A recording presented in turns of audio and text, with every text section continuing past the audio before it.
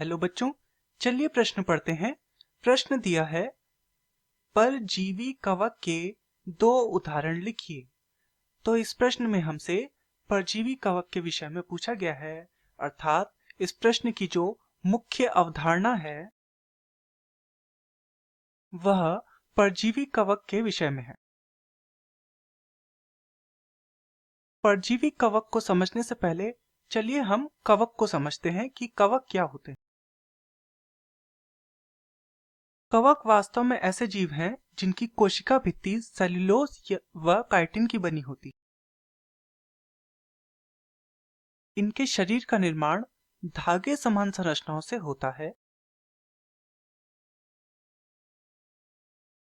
इन धागे समान संरचनाओं को कवक तंतु कहा जाता है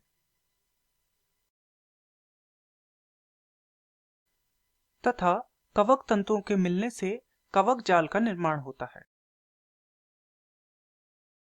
कवक नम, छायादार एवं कम प्रकाश वाले स्थानों पर पाए जाते हैं।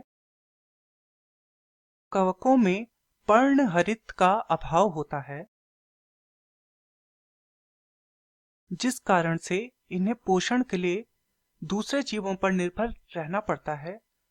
अतः ये या तो परजीवी होते हैं या मृतजीवी होते हैं। परजीवी का अर्थ है ऐसे जीव जो अपने पोषण के लिए, अपने भोजन के लिए अन्य जीवों पर निर्भर रहते हैं, जैसे कि पौधों, जंतुओं आदि पर। तो उदाहरण के लिए कवक में हम देखते हैं ऐसे कौन से परजीवी कवक हैं। तो परजीवी कवक के जो उदाहरण हैं वह है ऑस्टिलेगो। यह ऐसा परजीवी कवक है जो कि फसल पर लगता है। परजीवी कवक का अन्य उदाहरण है कैंडिडा ट्रॉपिकैलिस।